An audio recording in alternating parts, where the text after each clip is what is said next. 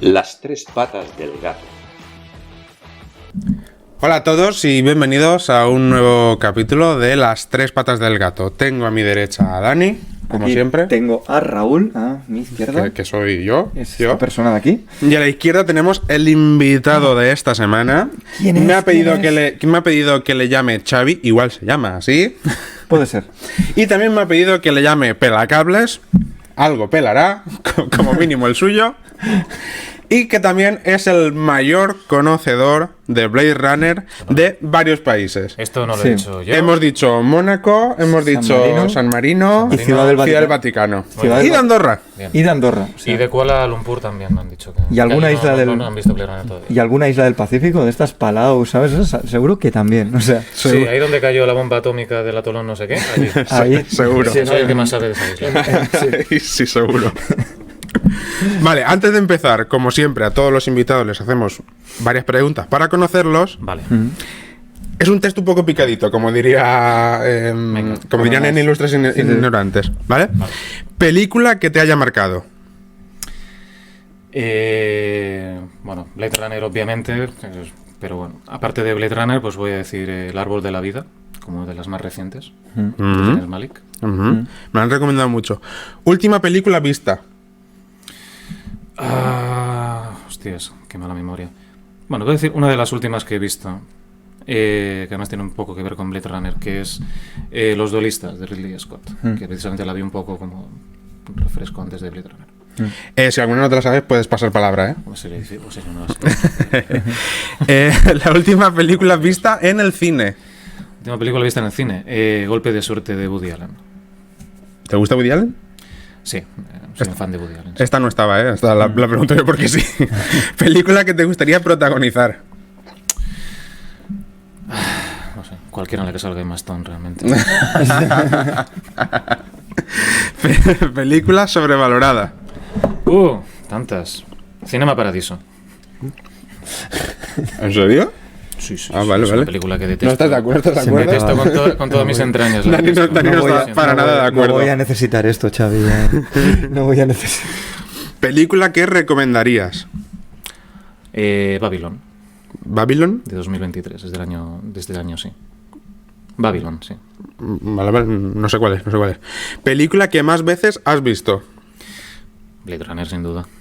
Vale. Película. ¿Cuántas veces? He perdido la cuenta, sinceramente. Pero una cincuentena posiblemente, sí. Hostia.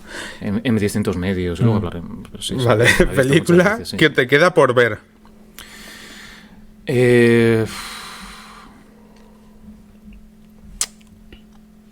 Ostras. Que no haya, Bueno. es una película que no hayas visto y. Sí. Que me queden por ver. Bueno, siempre hay alguna de Woody Allen que te queda por ver. A mí muchas. Pero ahora mismo no te sabría decir. Director que siempre veas. Pues Woody Allen, por ejemplo, sería uno que siempre seguiría mucho, por ejemplo, o Damien Chazelle, que es el director de Babylon, por ejemplo, pues prácticamente, o Scorsese, que ahora va a estrenar una dentro de poquito, pues sí, más o menos siempre uno de estos, sí. Muy bien. Actor, actriz, director, película, cosa que creas que se merezca un Oscar y que todavía no tiene.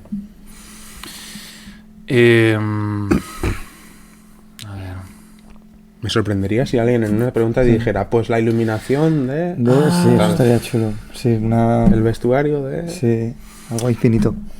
Hombre, a ver, vuelvo a repetir un poco. Por ejemplo, Babylon me pareció que no la trataron muy justamente los últimos Oscars. Creo que se merecía mucho más. Pero, por ejemplo, yo creo que un actor que me gusta bastante pues sería Adam Driver, por ejemplo. Yo creo que siempre es un actor interesante. Y yo creo que la crítica no lo ha tratado todavía lo suficientemente bien. Creo que es un actor bastante interesante. Le caerá. Vale. Y por último, como has traído Blade Runner, Sí. ¿por qué has elegido Blade Runner? Bueno, seguramente pues porque fue, ya te digo, se la he visto 50 y... Digo 50 por decir un número, pero yo creo que la primera vez que la vi, pues la vi en televisión cuando tenía 14 años o así, porque la grabé en VHS de televisión después de haber oído hablar de ella. Y la verdad es que me impactó tanto, 14 o 15 años, y la vi muchas veces y me volví muy fan. y siempre que podía pues intentaba verla en televisión, o, por ejemplo con Dani pues una vez fuimos a verla al Festival de Sitges cuando llevaron un Director's Cut, que luego podemos hablar de qué es el Director's Cut de Blade Runner, porque hay tantas versiones de Blade Runner si da tiempo, porque es todo un tema un poco bastante espeso.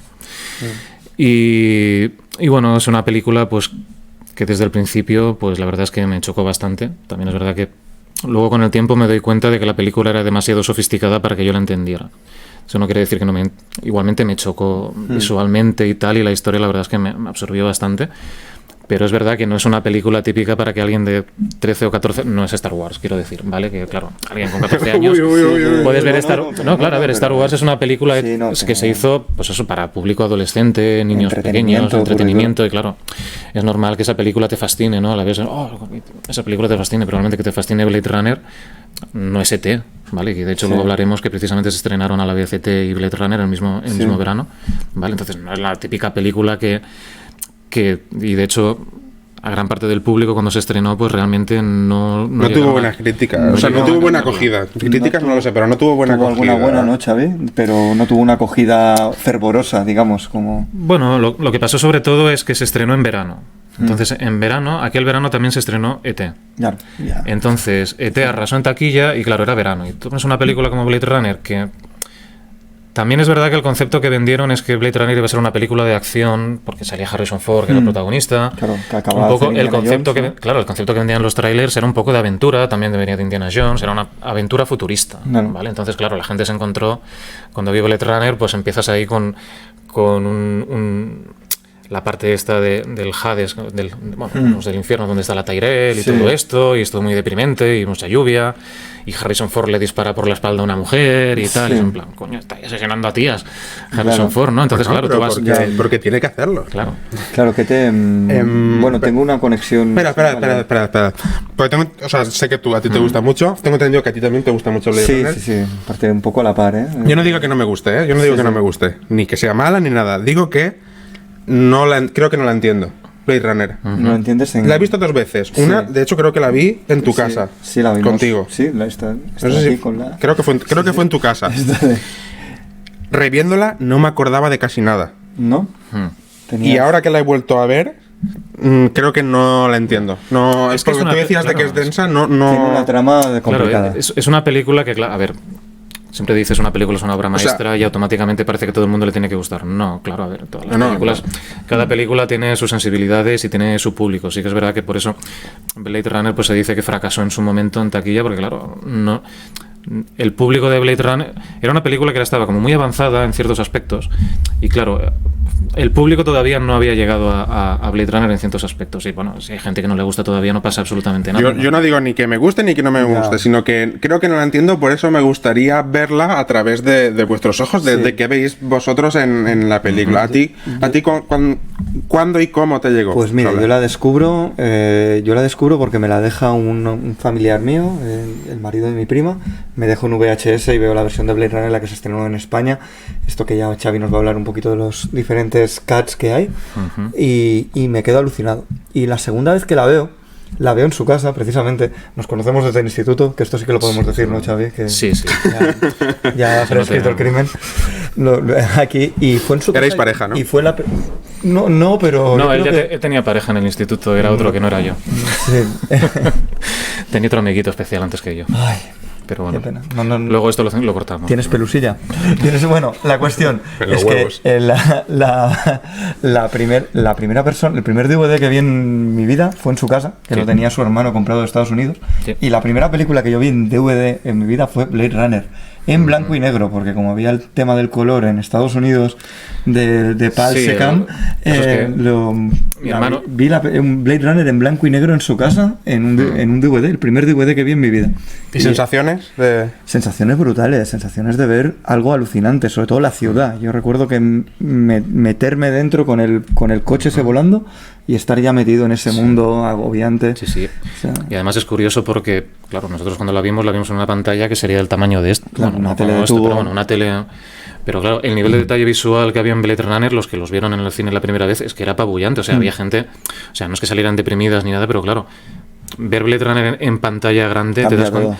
el nivel de detalle visual que puso Ridley Scott. De hecho, ha habido entrevistas de Ridley Scott recientes diciendo, creo que me pasé de visual, en el sentido de que era tan apabullantemente visual la película, no por efectos especiales, sino por el diseño de producción, la lluvia, la niebla, los paraguas, los detallitos. A mí es lo que más me gusta, el efecto visual de esta peli. Todos los figurantes que van por la calle, todos llevaban ropa que era absolutamente futurista, o sea, nada estaba comprado de una tienda, toda la ropa estaba diseñada, o sea, era tan apabullante el nivel visual que la gente se distrajo, y eso luego Ridley Scott, hasta él mismo lo criticó un poco diciendo que se pasó de eso y entonces hizo que la película no llegara a la suficiente gente, pero luego a la vez es lo que los fans de Blade Runner realmente nos encanta de la atmósfera más chulo Me encanta de la esa película. mezcla de futurista y retro a la vez, o sea, es como los años 50.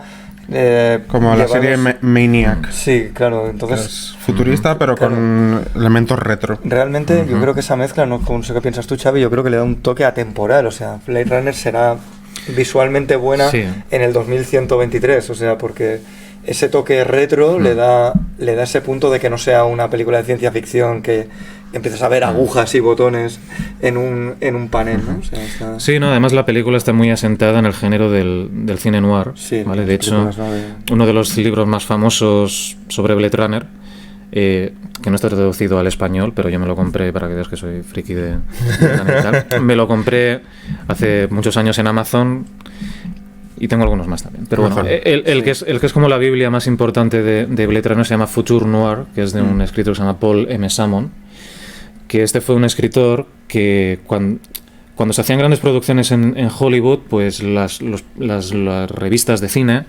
enviaban a un periodista para que se pasara allí 3 meses entrevistando al director, al guionista, a los efectos especiales, al diseñador de producción. Y entonces hacían como un número especial que te ponían 100 páginas sobre la película. Porque claro, en aquella época salía la película, pero se estrenaba en cine, pero hasta que realmente llegaba en una cinta de vídeo igual pasaban 2 años o 3 años, ¿vale? Entonces no había el concepto de DVD que salía a los 3 meses con extras. Entonces, en aquella época pues lo que se hacía era que se enviaba, por ejemplo, igual a Gremlins, pues también, ¿no? Y entonces sacaban un número especial de una revista en la que explicaban cómo se había hecho la producción de Gremlins, cómo habían hecho los efectos especiales, etcétera, ¿vale? Pues entonces yo tengo... Este periodista es interesante porque a él le contrataron para que hiciera un artículo para una revista que ya no existe. Y entonces él, claro, fue allí y estuvo en el ajo. No es como alguien que ahora escribe un libro sobre Blade Runner. Claro. No estuvo allí. Este realmente estuvo allí. en el rodaje. Estuvo en el rodaje. De hecho, se cargó escenas porque se metió por donde no debía de estar y tuvo que cortar escenas. Pero el hombre, claro, y luego es como el gran sabio de... Ese sabe más que tú, ¿eh? Ese sabe más que ese sabe más que yo, un rato largo que yo, porque se escribió el libro. Sí. Y las cosas que se ha ido dejando. Pero sí, claro. Entonces por ejemplo... Y ese libro se llama Future Noir, precisamente por eso, porque además es un término que él lo escribió, porque la película en sí es un noir, años 40-50, de hecho Rachel es muy femme fatale, Sí, total. Joan Crawford, años 40-50, Deckard también... ¿Vale? Deckard podría ser Humphrey Bogart, Sam Spade o uno de estos. Y no solo estética de personajes, sino también de artilugios que tienen también. Claro, el diseño de producción. Como retro. Todo es antiguo. Diseño de producción en sí, claro. Por ejemplo, se utilizan muchos edificios reales de Los Ángeles. Por ejemplo, donde vive Sebastián, ¿no? Sí, donde vive es el edificio Bradbury, el interior del edificio Bradbury, que es Art Deco, el edificio el apartamento de Deckard. El exterior es real, el interior fue recreado, pero está inspirado en la casa Ennis de Frank Lloyd Wright, creo que es también. Que yo, si tuviese toda la pasta del mundo como Elon Musk y un poquito más, y me la pudiese gastar en algo, me construiría el apartamento de Deckard. Sí, te irías a la casa de Deckard. Yo me construiría el apartamento de Deckard tal cual, recreación total, sí. Con la maquinita también de ampliar fotos. Eso cuando lleguemos, por favor, tengo que hablar de eso. Y con los focos de neón. Tengo que hablar de eso. Y los focos de neón que va pasando totalmente no me molestarían para dormir en absoluto, en serio. Es una cosa que es absolutamente alucinante de Blade Runner. Bueno, ¿qué te ocurre con la máquina de ampliar fotos? Hombre, me puedo creer muchas cosas de esa película, pero eso no, ¿eh? Eso no. Además, totalmente innecesario, porque total es para ver la foto de la chica, que ya la tenían antes, la foto de la chica. Sí, pero para ver el número de serie de la... Lo importante Eso es un buen agujero de guión, ¿eh? Sí. Y tengo 2. Bueno, Blade Runner tiene bastantes errores de guión. Y yo, de hecho, para que veas que no soy súper ultra tal, yo a veces lo he comentado en vídeos en YouTube y hay gente que me ha criticado, no, eso no es un fallo de guión, y yo defiendo que tiene fallos de guión y no me importa, ¿vale? Porque cuando lo ves 50 veces como yo... Tú no alucinabas, los encuentras. Xavi, tú cuando el Xavi de 15 años, cuando vio lo de ampliar la foto, ¿no alucinaste Sí, sí. muchísimo? Claro, Porque sí, para yo mí es de alu- las cosas más alucinantes de la película. Eso lo hacen en el Yo alucinaba CSI con todo, yo aluciné con todo. Eso te lo pilla Horatio, te resuelve el crimen en nada. Sí, sí. Pero hay que decir una cosa que en la producción de Blade Runner, cuando se hizo esa escena de buscar dentro, ahí había una cosa que no se pudo hacer a nivel de efectos especiales, pero la idea es que las fotografías en sí no eran fotografías en 2D, sino que en el futuro tú hacías fotografías que son en 3D. Que tú podías hacer una ¿Vale? habitación Entonces, ahí. realmente lo que estaba haciendo no es que estás sacando alguna información que no existe, sino que lo que pasa es que no les dio, No les dio para nada. o pensaron que no valía la pena, pero la idea era que hacer que las fotografías esas no fuesen una fotografía que tú la ves plana, sino que tú la verías de alguna manera como estas que se mueven así, ¿no? Que Sí, tienen como un sí. relieve. Y entonces el hecho de que navegues por dentro es porque las fotografías, claro, estás en el futuro, las fotografías Claro. del futuro no son en 2D, son 3D. Claro. Que eso algún día lo hará Apple y entonces Apple dirá, oh, no veas, qué gran idea. Hombre, Pues, vídeos fue una en idea de- 3D ya los hay. Ahora que has dicho lo del futuro, ¿qué os parece esto de que sea del 2019 y no haya casi nada? Ya. ahora- Es que casi no hay ni los paraguas, eso que es súper buena idea. Las Lo de los para- paraguas, esos con, Los paraguas con es la el luz. mejor gadget, ¿no? Yo los paraguas es lo que... Los fans de la Guerra de las Galaxias pues tienen sus sables láser y tal, pero a mí el prop el atrecho del paraguas con fluorescente, que es lo Pero si es primero la que- mejor idea. Es buenísimo. Es buenísimo, además, no sé por qué nadie lo ha inventado. Y además, a día de hoy sería súper sencillo de hacer porque los LEDs van con Sí, sí. pilas, o Pero sea, yo haces así creo que se venden, y ¿no? ya está. ¿Ah, sí? Creo que están a la venta. Bueno, ¿no? desde hace Hombre. poco. No sé, yo sé que hace años se hacían como props, pero claro, Vale, vale. a día Sí, de sí, hoy yo es vi. súper fácil porque con una pila Sí, un LED de dentro. nada y unos LEDs que no consumen nada, Tienes el paraguas de Blade podrías Runner. tener el paraguas de Blade Runner perfectamente. Sí, yo lo llevaría. No tengo ningún problema. Totalmente.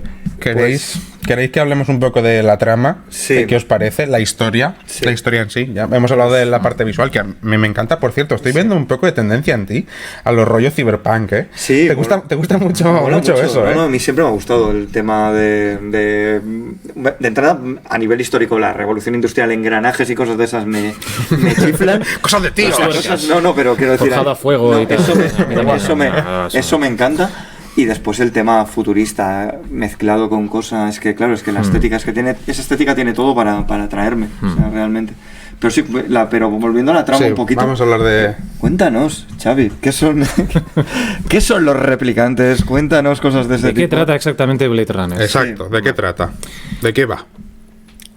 Bueno, básicamente el argumento de Blade Runner es que Harrison Ford es un policía... Bueno, de hecho no es un policía, es más bien como un cazarrecompensas a los que se les llama Blade Runner, que traducido al castellano Blade Runner sería como el que corre por el filo de la cuchilla o el que corre por el filo... Básicamente alguien que está siempre arriesgando la vida, diríamos, ¿vale? Está siempre haciendo un trabajo peligroso, ¿no? Y su trabajo es retirar, que es un eufemismo para asesinar, diríamos, ¿vale? Replicantes. Los replicantes son... se les puede llamar a veces androides en el sentido de que se han construido, son manufacturados, son fabricados, ¿vale? Pero no son robots en un sentido como un Terminator, sino que realmente son de carne y hueso. Han sido diseñados genéticamente, han sido fabricados de alguna manera genéticamente, pero son humanos sintéticos. Entonces, Tyrell Corporation, que es esta especie de mega empresa que lo controla todo en el mundo, pues ha creado diferentes generaciones de replicantes. Entonces los replicantes solo pueden solo pueden existir en las colonias exteriores. Entonces esto ya te está diciendo el tipo de mundo que es.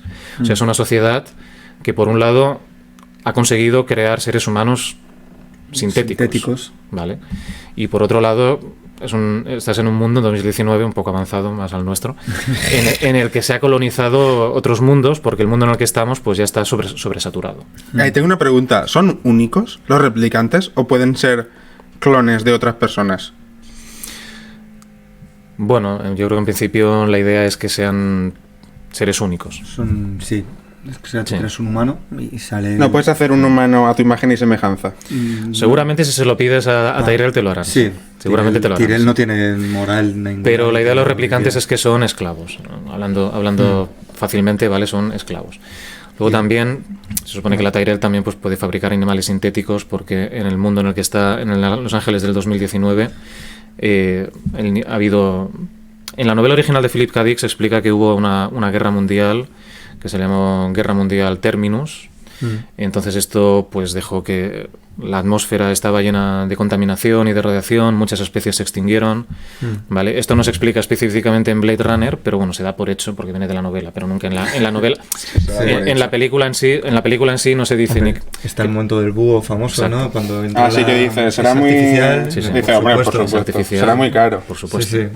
Entonces, también para demostrar el nivel de calidad del producto. Y de aparecen Tyrell. 4 replicantes, Sí, ¿no? cuéntanos, por ejemplo, los Nexus 6 tienen ventajas, ¿no? Sobre los Nexus 6 humanos. son un tipo de replicantes. El Nexus Para 6 los que no lo han visto, son los, sí. por favor. Los El Nexus replicantes 6 en Blade Nexus 6. Runner, digamos que es el modelo más avanzado que ha fabricado Tyrell hasta entonces, que es un modelo que tiene habilidades que son superiores a las de los seres humanos en ciertos Tienen aspectos. ventajas físicas e intelectuales. Que esto En sí que algunos aparece en la casos. película. En algunos casos, por ejemplo, hay 4 replicantes en la película y entonces todos son Nexus 6, pero algunos tienen diferentes habilidades. Por ejemplo, Roy Batty, que es el líder interpretado por Roger Hauer, él sí que tiene habilidades intelectuales que se supone que son superiores a los seres humanos, son equivalentes a las de su padre, digamos, el doctor Tyrell. Eldon Tyrell. En cambio, Leon Kowalski, que es el primer replicante que conocemos, Sí. se supone que tiene un nivel de intelectual, nivel C le llaman, ¿vale? Entonces se supone que no es el... Sí, bueno, Va con lo justico. parece un poco... Bueno, justo. pero pueden, Bueno. pero pueden aguantar temperaturas muy altas. Exacto, entonces...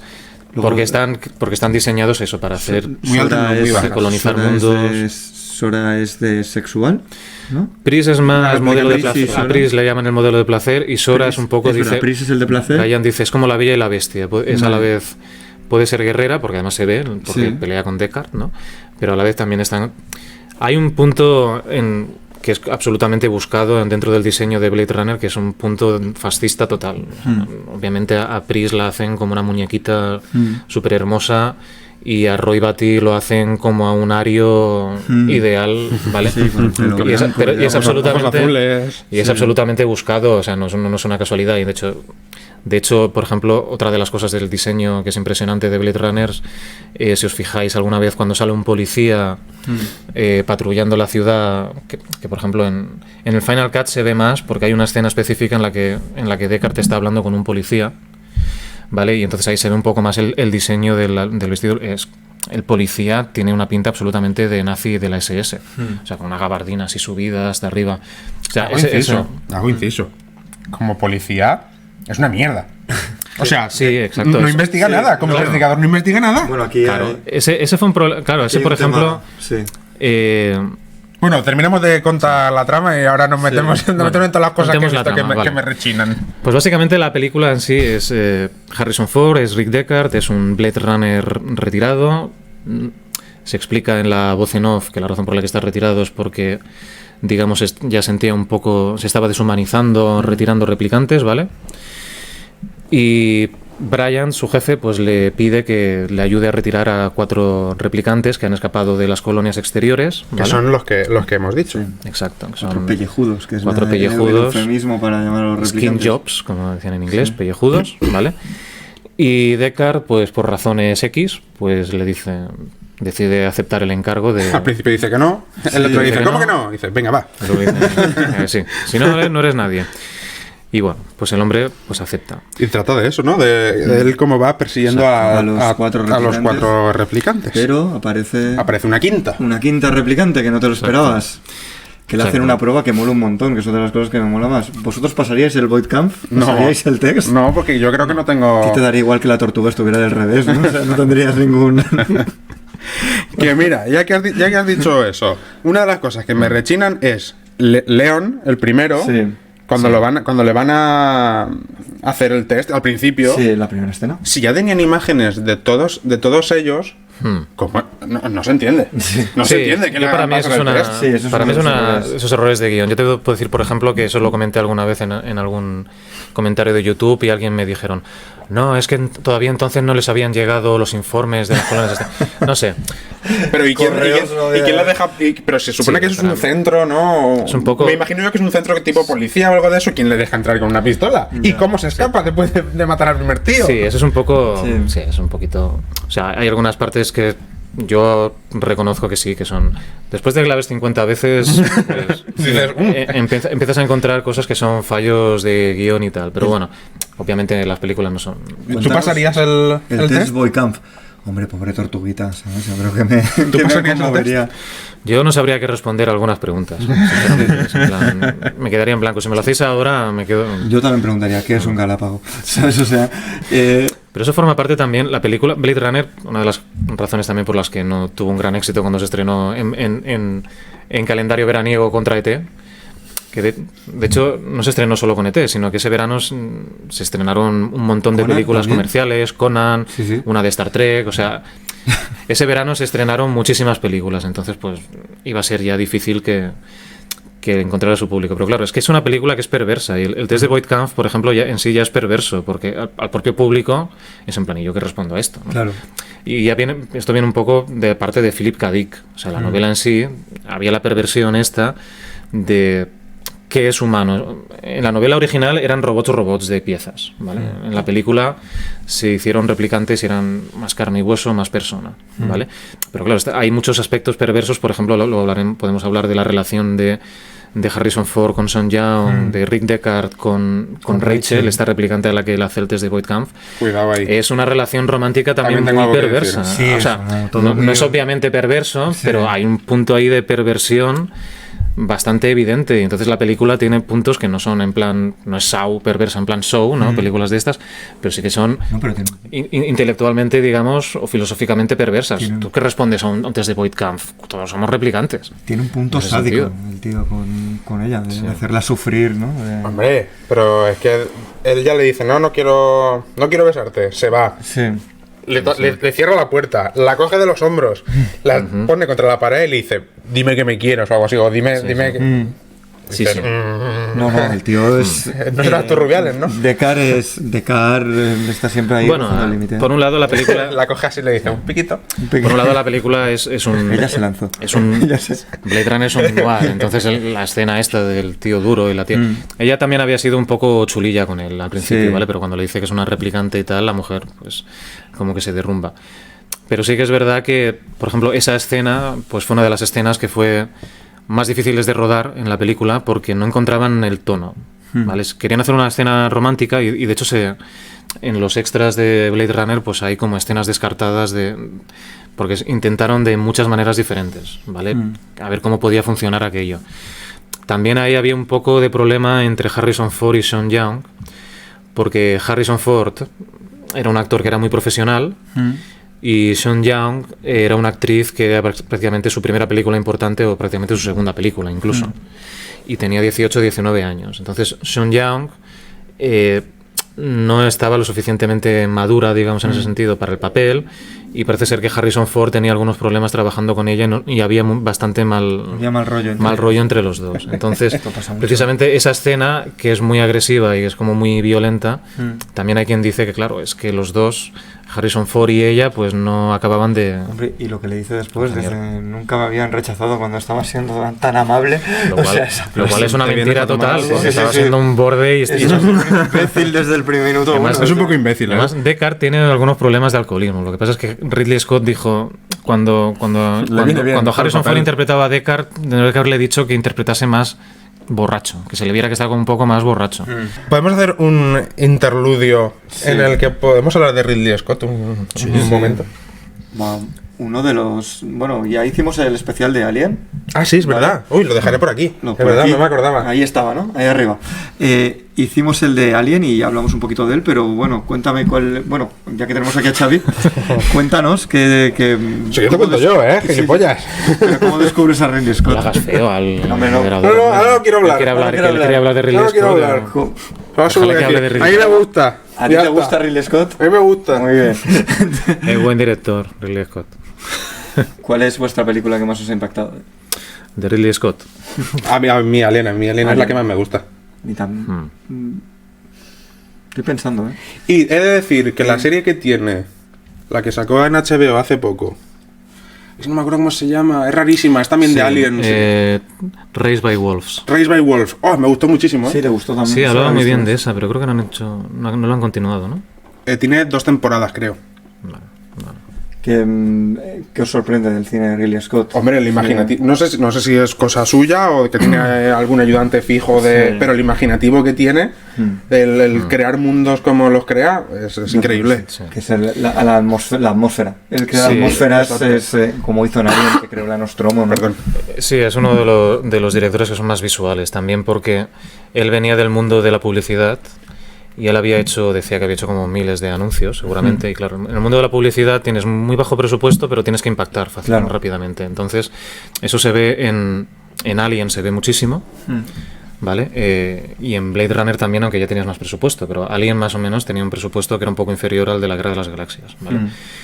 Pero tú ves Alien y el impacto visual de Alien está en todas partes, o sea, toda la pantalla está llena de detalles y de trucos que el propio Ridley Scott pues sabía pues de todo su trabajo anterior en anuncios de publicidad. Sí. ¿A ti qué? Que nos has preguntado a nosotros. Yo estoy pero... aquí, yo estoy muy curioso hoy.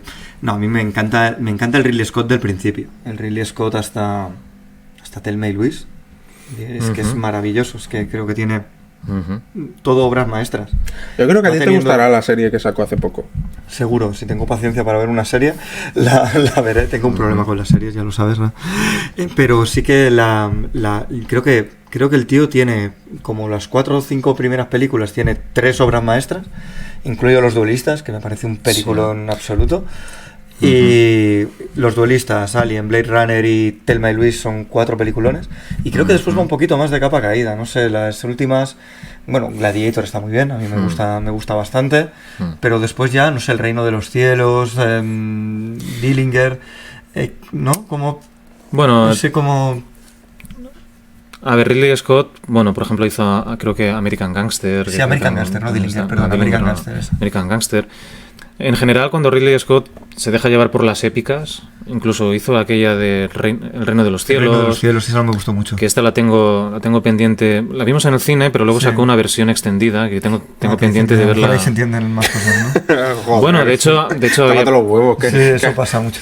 De hecho, había partes del personaje de Eva Green que se sacrificaron en la edición estrenada y yo creo que es interesante. ¿Sale Eva Green? Sí, en El Reino de los Cielos, sí.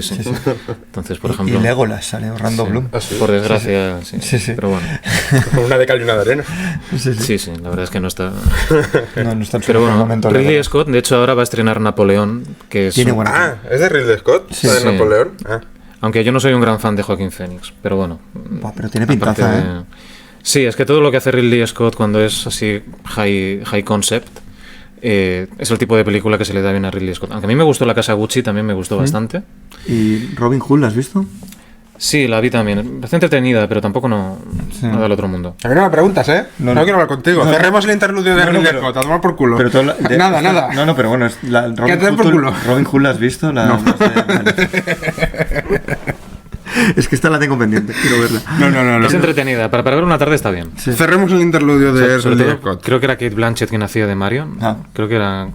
Qué guay. Y estaba Kate Blanchett. Sí. Cerremos el interludio de Ridley Scott. Volvamos a Blade Runner. Vamos a hablar de los personajes. ¿Con qué personaje os quedáis? ¿Con qué personaje decís? Si no estuviera la película no sería lo mismo? Roy Batty, el replicante. El replicante me jefe. parece maravilloso. Sí, la verdad es que como antagonista es el antagonista-protagonista perfecto. De hecho, Rutger Hauer era una persona que en sí ya tenía una personalidad que era muy carismática. Entonces ya le era fácil tener ese tipo de magnetismo en cualquier personaje. De hecho, su primera película en Hollywood fue una película que en inglés se llama Nighthawks, pero no sé cómo se traduce en castellano. No, esa fue posterior. Vale. Pero era una película en la que él hacía el antagonista, que era terrorista, y el protagonista era Sylvester Stallone. Entonces, era fácil imaginarse que Rutger Hauer era capaz de hacer un personaje mucho más memorable que Sylvester Stallone, y era el malo, era un terrorista alemán, no sé qué, y Sylvester Stallone le perseguía a él, ¿no? Entonces, él hizo esa película y no se quedó muy satisfecho sobre una experiencia con Hollywood. Entonces, tengo un poco de duda, pero encajó muy bien en Blade Runner. Sí, hombre, me imagino que rivalizar con Harrison Ford tuvo que ser más complicado que con Claro, talones. es una también de las perversiones que tiene la película, en tanto que hay quien considera que el héroe de la película son los replicantes, aunque matan a diestro y siniestro, y Harrison Ford en sí es el antagonista, porque al fin y al cabo los replicantes, que no hemos acabado de hablar de la película, pero ¿por qué los replicantes han venido a la Tierra? La razón por la que han venido a Los Ángeles es porque ellos son conscientes de que por su diseño de fabricación solo tienen 4 años de vida. Y entonces ellos lo que quieren es tener más vida. Tiempo. Claro. Ellos lo que quieren es tiempo. Lo que quieren es vida. Y claro, en este caso Harrison Ford lo que quiere hacer es matarlos, ¿no? Entonces, de alguna manera, pues es como si fuesen muy nobles los replicantes, pero tampoco no hay que olvidar que los replicantes se dice que mataron a 20 y pico personas en una lanzadera y matan a Chewie, matan a Hasselblad. O sea, pero es un poco otra de las perversiones que hay en la película. Todo es muy perverso. El héroe, Harrison Ford, es muy antihéroe. Dispara las dos personas, los dos replicantes a los que mata son 2 mujeres y la dispara desarmadas. Sí. ¿Vale? Por la espalda. Por la espalda una y a otra en el suelo, la remata 2 veces. Entonces, claro. Qué escena más impactante cuando está ahí todo. Cuando está palmeando Daryl Hannah. Con rayos y todo ahí. Yo pensaba que tú te ibas a quedar con Harrison Ford. Sí, no, es que Roy Batty yo creo que me hipnotizó desde el minuto 1 cuando, y cada vez que la veo me quedo como alucin. Pero realmente todos los... Muy buen personaje. Sí.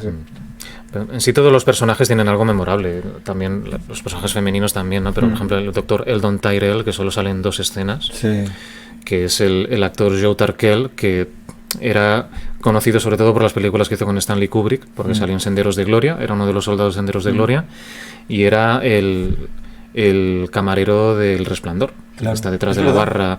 Y de hecho cuando lo vio Ridley Scott haciendo del camarero del Resplandor, lo contrató para hacer del Eldon Tyrell simplemente porque lo vio ahí y le gustó. ¿Cuál te gusta a ti, Raúl? Vale, para no decir el replicante, me voy a quedar con...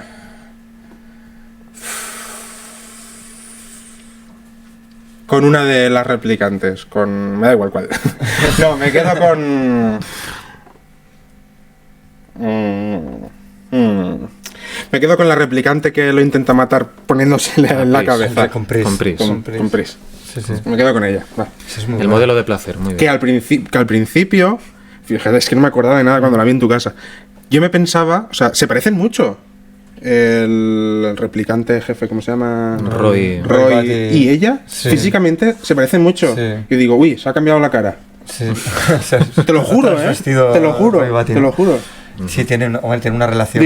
Digo, los dos, tienen este superpoder de cambiarse físicamente. Sí, parecían. Y además como maquillada, ¿no? Con ese maquillaje tan chulo de la... Sí, y la piel absolutamente blanca simbolizando la muerte que es inminente, porque es lo que le dice Roy, le dice a Sebastian, a Pris le queda poco tiempo de vida, tenemos que hablar con Tyrell y... Pues no sé, a lo mejor yo creo que lo que me impresionó de la película era todo este concepto de la vida y la muerte. La película yo creo que me impresionó primero visualmente y yo creo que en cuanto empezó la película y empecé a oír las notas de Vangelis del tan minimalista y tal, yo creo que ya me quedé absolutamente absorto en la película y es una cosa que siempre me... Pero yo creo que los temas de la vida, la muerte, la esclavitud, realmente me sorprendió. Hay una cosa de la que no hemos hablado y yo, reviéndola, me pensaba que sí que ocurría en la película. Y es si Deckard es replicante o no. Es la gran pregunta. Por eso, sí, es la gran pregunta. Yo cuando la vi en tu casa, creía recordar que cuando la vi en tu casa, esto se explicaba. Y no se explica. No se explica, en ningún momento o quizá en tu casa había un cat de estos que dice que se explique. No sé si hay algún cat en el que se explica. Que creo recordar que hablamos del tema de los ojos, de fijaos en los ojos, de los... ¿Nos has visto que lo replican? Eso, y que hay un momento en que Deckard se le ve este reflejo rojo. Y a lo mejor eso es lo que te suena que lo hablamos en casa. Hostia, no lo sé. Es otra de las cosas, pues eso, que son como un poco perversas. ¿Es Deckard un replicante o no lo es? Pues ahí pues es una de las cosas interesantes. Los que son fans de Blade Runner, pues tienes mucha información, sobre todo de este escritor, del Paul M. Salmon, que estuvo allí, ¿no? Y que puede hacer entrevistas. Entonces, hay mucha información sobre todo el proceso de producción de la película. Entonces, un poco lo que pasó fue que, hacer un poco de resumen, durante la escritura del guión, durante la producción, a Ridley Scott le pareció una buena idea, era como un poco rizar el rizo, que Deckard fuese un replicante. Entonces él quería que Deckard fuese replicante, pero él no quería, decía, yo no quería poner una señal luminosa, un neón que dijera, es un replicante. Entonces su idea era poner pistas sutiles, por ejemplo, que le brillasen los ojos en alguna escena. Que en el piano de Deckard está todo lleno de fotografías antiguas, que es imposible que fuesen familias suyas, ¿no? Y los replicantes coleccionan fotografías, ¿no? Entonces la idea de Ridley Scott era poner pequeñas pistas y tal. Pero tanto los guionistas como Harrison Ford estaban en contra de la idea. Sobre todo Harrison Ford estaba en contra porque él pensaba que el público necesitaba que Harrison Ford fuese humano. Porque Harrison Ford es un actor que es muy profesional y él entiende, y él siempre piensa las cosas en función de qué es lo que necesita el público. Y es una cosa que a veces los actores lo olvidan, es un poco lo que yo quiero. Pero es también un poco eso lo hacía Hitchcock, ¿no? Que era muy consciente de lo que necesitaba el público. Pues, ¿y a vosotros como fans de Blade Runner? ¿Vosotros que sois el público? Bueno, ¿Qué os gusta más? Entonces, perdón, acabo de explicarlo. Entonces, ahí había un poco como dos frentes, ¿no? Entonces, a Ridley Scott pues no le querían dejar y tal, que se pasara con lo de sugerir, y entonces estaba Harrison Ford, que él estaba absolutamente en contra, ¿no? Entonces, ahí hubo también pues una de las cosas también en las que chocaron bastante Harrison Ford y Ridley Scott durante el rodaje. Por ejemplo, el tema del unicornio, ¿vale? Que es igual la pista, que luego lo podemos hablar en las versiones diferentes, que es la pista más importante, ¿no? Pues claro, Ridley Scott pues básicamente lo metió ahí como una pista más, pero era muy abstracta. Entonces había gente que en las versiones de prueba que se hicieron, pues había gente que entendía lo del unicornio, gente que no lo pillaba, gente que le parecía que muy obviamente estabas diciendo que era un replicante, etcétera. Entonces, a mí personalmente, yo prefiero que sea humano, porque yo creo que lo interesante es el arco que hace el personaje de Deckard, que empieza como deshumanizado, y como el hecho de que perversamente, pero se enamora de Rachel y quiere huir con Rachel, yo creo que esa parte lo humaniza, aunque sea enamorarse de un ser humano, de una persona que en sí no es un ser humano, que él sabe 100% que es sintético y que tiene los recuerdos de la sobrina de Tyrell, y que en sí no es tan humana como Pris es humana, ¿no? Es un poco, también hay una relación ahí Roy Pris, en Deckard Rachel, en la que hay un enamoramiento de los dos, que es un poco todo muy sintético al fin y al cabo, ¿no? A mí me mola la idea que sea un replicante. A mí también. Simplemente por la idea de que me entra dentro de la lógica de que la policía coja un replicantes para no arriesgar a sus agentes para cazar replicantes. Y no sé, me mola la idea. Y el tema del ojo, cuando yo me acuerdo que me lo dijiste tú, yo estaba buscando ojos rojos por toda la película. O sea, el reflejo ese de... Y eso fue un poco... Decían que fue un poco accidental, porque al fin y al cabo a quien se le estaban iluminando los ojos era para Rachel, ¿no? Porque ya se le veían los ojos. Y a Deckard, de hecho, se le ve, pero como está un poco fuera de foco, está un poco desenfocado, o sea, realmente te tenías que fijar mucho para ver que, claro, también le estaban brillando. Pero bueno, yo creo que ahí lo que decía el guionista Hampton Fancher sobre si es replicante o no es un replicante, a él lo que le interesaba lo interesante es la pregunta. La respuesta en sí no es interesante si lo es o no lo es. Lo interesante es la pregunta. Pero forma parte de las cosas que igual me hacen interesantes de Blade Runner, ¿no? Que es una película que tiene ambigüedades, que tiene perversiones, no todo es evidente. Pues, filosóficamente cada cual puede sacar sus conclusiones y decidir. Por ejemplo, puedes ver lo del unicornio y puedes decir, sí, obviamente le está diciendo que eso es una memoria, un implante y tal, pero a lo mejor simplemente Gaff lo que le quiere decir es, mira, yo he estado allí. Y a lo mejor, yo que sé, Deckard tiene fotos de unicornios, un cuadro de un unicornio, ¿no? Vale, puede haber otras explicaciones. Antes de ir con los diferentes montajes, los diferentes cuts estos, ¿me podéis decir un momento con el que os quedáis? ¿Dani? Varios. Bueno, varios. Sí, no, pero bueno, que varios en el sentido de... primero los Test Boy Camp, me impactaron un montón, esa es la primera vez que lo vi. Momento vaciamiento de ojos de Tyrell, eso me quedé como bastante horrorizado. Y evidentemente el speech final, de la persecución y el speech final, toda la parte final de eso me parece. Y uno muy pequeñito, los robots que tiene Sebastián en su casa, que me gustan mucho. El Kaiser y el todos Napoleón. Los juguetillos. Es chulísimo. ¿Tú qué momentos tienes? Yo me quedo, evidentemente, con el speech final. Es lo que más me gusta de la serie, porque además me da para pensar por qué no lo ha matado, por qué al final lo salva.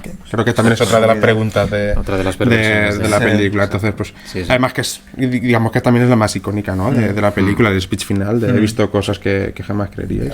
Y además que es súper bonita la frase de estos recuerdos se perderán como lágrimas bajo la lluvia. Joder, súper bonita esa frase. Ahí existen un poco de versiones contradictorias, porque hay quien dice que lo escribió Roger Hauer, que no es del todo cierto. Había una versión del monólogo final que estaba escrita por el guionista y era como un poco larga.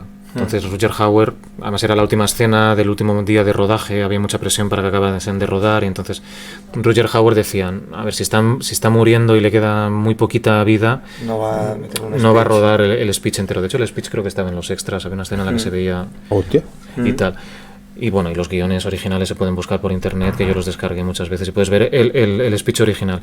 Lo que hizo Roger Hauer al final fue sintetizar 2 o 3 frases, ¿vale? Y él añadió lo de todos estos recuerdos desaparecerán como lágrimas en la lluvia. Esa frase sí que es suya, pero lo de los rayos B, los rayos C, brillando en la puerta de Tannhauser y todo eso estaba en el guión. Él lo único que hizo fue sintetizarlo un poco, quedarse con lo más esencial, lo más poético. Pues le quedó...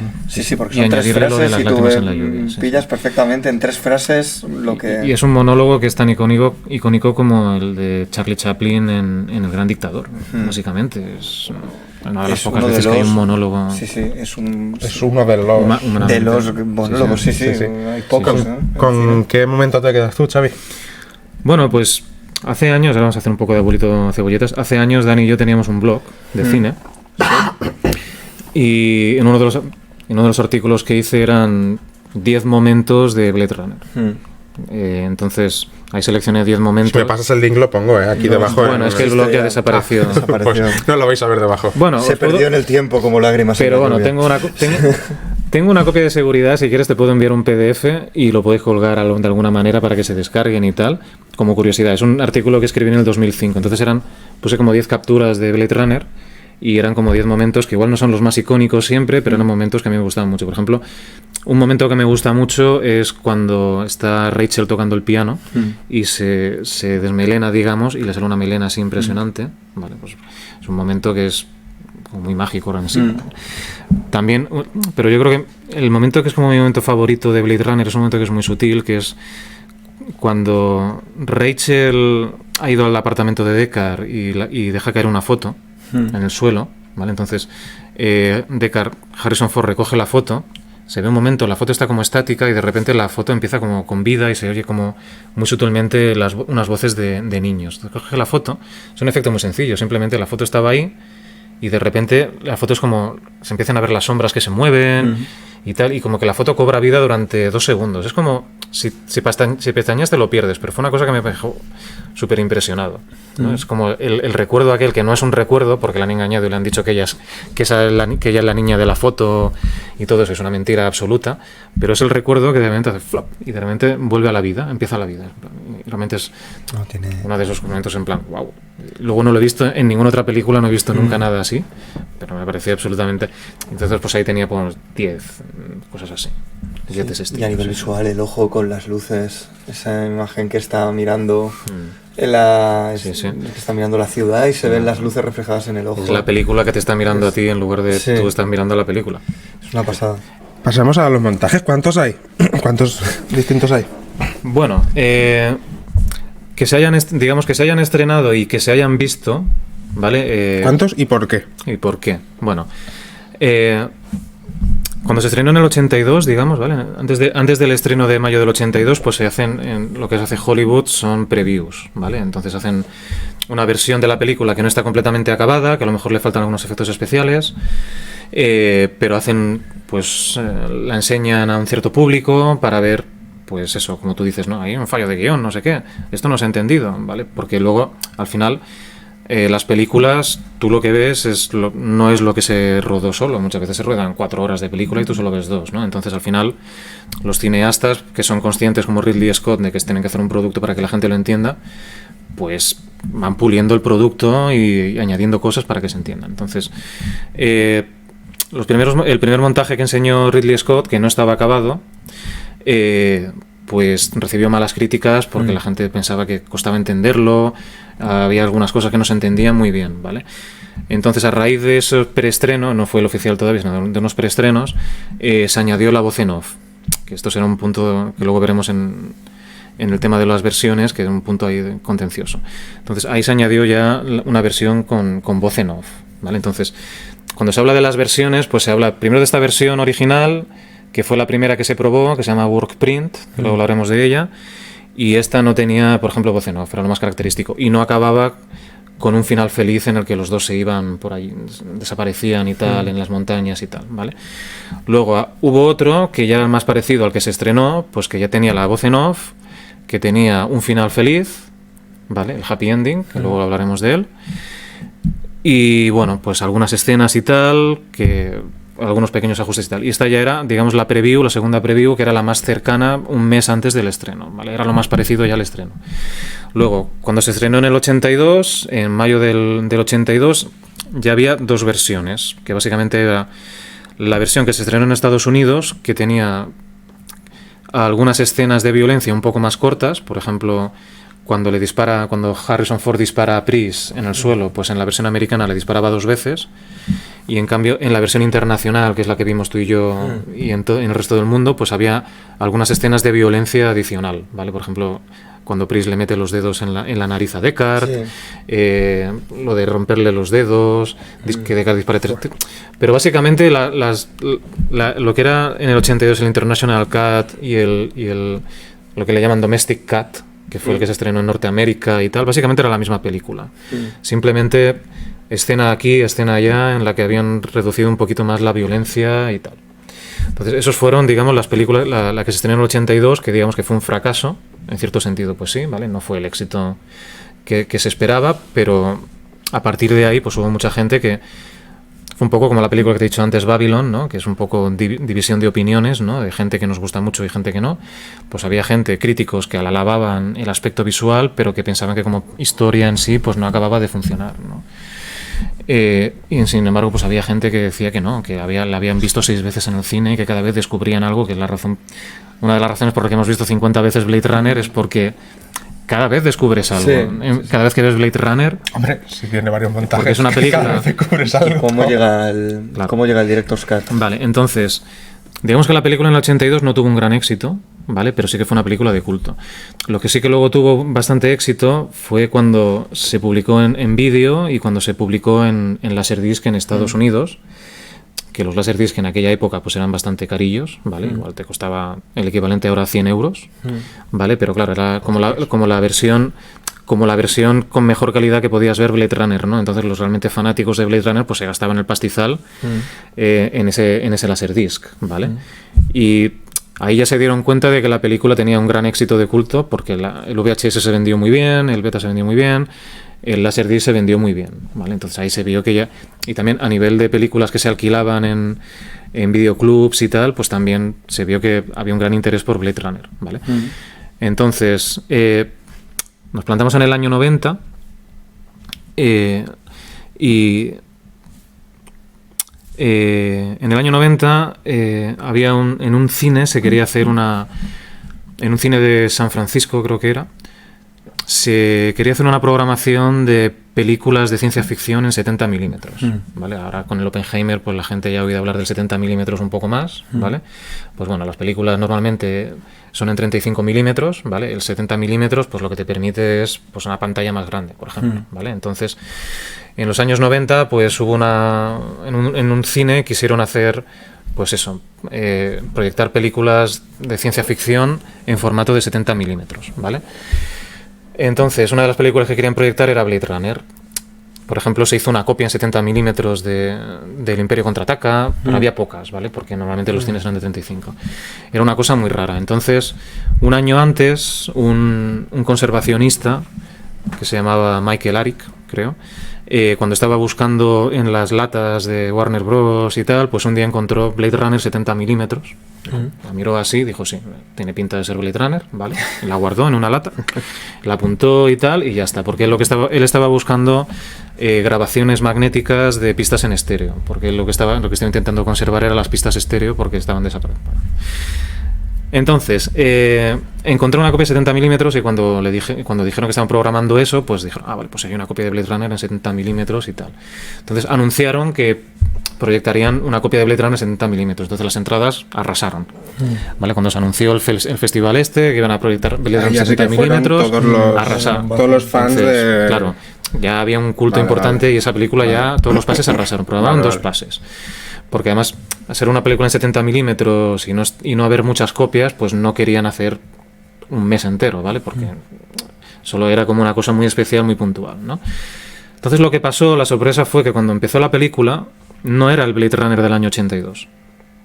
Lo que estaban viendo era el Blade Runner que yo te he dicho al principio de todo, que era una de las versiones de prueba que se habían enseñado, ¿vale? Que todavía no tenía la voz en off, que todavía no tenía el final y que había escenas que eran un poco diferentes, ¿vale? De hecho es lo que se llama un work print, que cuando se habla en cine de un work print quiere decir una versión, digamos, preliminar, que a lo mejor no tiene todavía todos los efectos especiales, que no tiene toda la música, que no está bien editada del todo, pero básicamente es para que la gente ya se fuera haciendo una idea de lo que era. Entonces, no era un producto acabado, ¿vale? No era una cosa que Ridley Scott dijera, sí, esto es una versión que yo hice y tal, sino que era un borradorcillo, digamos, ¿vale? De la película.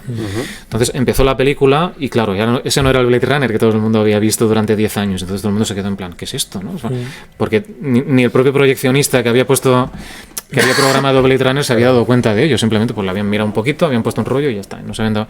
Y claro, había muchas diferencias. Por ejemplo, sobre todo estaba la diferencia de la voz en off, había escenas que eran que no estaban en la, simplemente de ver un poco más los decorados como eran, sobre todo el final cuando se estrenó la película en el 82 para que el público se fuese con un contento a casa, ¿no? Con un poquito más contentos a casa, pues pusieron un final feliz diciendo Rachel no vive solo 4 años, es especial, puede vivir hasta cuando toda la vida y tal. Pues ese final ya no estaba, ¿vale? Y bueno, pues ese fue el work print. Entonces hubo como una gran sorpresa. Cuando se enteró Warner Bros, pues intentó comercializarlo como el Director's Cut, puso anuncios como Director's Cut. Ridley Scott, pues cuando se enteró, pues se indignó y dijo que eso no era un Director's Cut, que él no lo consideraba un Director's Cut. Entonces él pidió hacer un Director's Cut de Blade Runner. Y entonces esa es la versión del 92, 93, que es el Blade Runner's Director's Cut. Pero Ridley Scott, por estar inmerso en la postproducción de Thelma y Louise y tal, él no pudo supervisarla realmente al 100%. Entonces pudo conseguir algunas cosas, pudo insertar la escena del unicornio, ¿vale? ¿Era de Legend? No era de Legend. Eso es una leyenda. Lo de Legend es una leyenda. No es verdad que sea un unicornio de Legend. No, eso es lo que se dijo que era una leyenda, pero, o sea, se dijo que era de Legend, pero realmente lo filmó durante la postproducción de Blade Runner. Lo que pasa es que él lo intentó colar. Como Ridley Scott tuvo problemas con los productores y tal, y no le dejaban rodar cosas adicionales que él quería, él lo intentó colar como que eso era una prueba de cámara de Legend. Entonces, pero en sí se rodó durante la postproducción de Blade Runner, ¿vale? Y claro, tenía el look ese de Legend y él lo coló como diciendo, no, esto va a ser para Legend. Y ¿cuál sería para ti la versión que tenemos que ver? O sea, ¿qué versión es la de todas las que hay? ¿Cuál sería la que más te gusta? Bueno, la que está en HBO. La que sea gratis. Bueno, al final Ridley Scott dice que su versión favorita es la Final Cut. Entonces, pues bueno. Final Cut es la que se estrenó de nuevo en el Final cine. Cut es la que está en DVD, en Blu-ray, la que se estrena en cine, la que ahora ya solo es como la versión oficial. Está aquí. ¿Vale? Pero yo creo que básicamente todas las versiones se parecen bastante. Sí que es verdad que, bueno, hay una con voz en off o sin voz en off, con final feliz o sin final feliz. Yo creo que al final tampoco no altera demasiado. Al final la Final Cut yo creo que es más interesante porque es la que técnicamente está mejor acabada. Claro. La que puedes tener mejor sonido, mejor calidad de imagen, puedes disfrutarla mejor a ese nivel audiovisual. Pero yo creo que a nivel de historia, al final, las tres versiones es interesante que haya 3 versiones, lo que qué película tan extraña, ¿no? Que tenga 3 versiones diferentes, pero al final yo creo que con voz en off o sin voz en off, o con final feliz o sin final feliz, yo creo que tampoco la película no cambia demasiado. Al final te van a dar el material y tú te montas la versión que te dé la gana. Yo creo y que ya sí. está, ese y un editor y ya. A ver, no es por ser nuevamente hater de Zack Snyder, pero pero es que podían haber hecho lo mismo con el Snyder Cut. Sí, totalmente. Sí. Y luego también, Totalmente. para que veáis que Blade Runner es una película muy especial, existe no sé si habéis oído hablar de fan edits. Sí. Vale, pues fan edits, pues Blade O Runner sea, ediciones que hacen los fans, para los que no hablan inglés. Básicamente un fan edit es una versión en la que los fans... Yo he hecho fan edits también, no de Blade Runner, pero básicamente tú coges una película y a lo mejor alteras el montaje o haces modificaciones adicionales. Hay gente que incluso añade efectos especiales, etcétera, ¿vale? Entonces hay varios fan edits de Blade Runner, hay algunos que son interesantes, ¿vale? Y bueno, pues básicamente lo que dice Dani, ¿no? Aquí tienes la película y te la montas tú. Pues hay fans que se han montado un poco su versión de Blade Runner con lo que le gusta y lo que no le gusta. Bueno. Seguro que la de la Liga de la Justicia saldría mejor que la que hizo Snyder. Seguro. Pero bueno. Sí, esa es controvertida. Ahí tenemos un especial. Tampoco me gusta Zack Snyder, por favor. Sí. En fin, Bueno. sabemos que hay una segunda Blade Runner que no hemos querido hablar de ella, quizá porque yo no me la he visto. Pero bueno, sí, simplemente, ¿vale la pena verla? La 2. Yo tengo mejor opinión de la 2 que sé que la que tiene Chang. A mí sí que me gustó. A ti no te gustó. No, precisamente porque una de las cosas que se responde en Blade Runner 2049 es la pregunta de si Deckard es un replicante o no. Vale. Yo prefiero ignorarla la película, pero tampoco no creo que aporte nada en particular. A Blade Runner en sí no creo que aporte nada.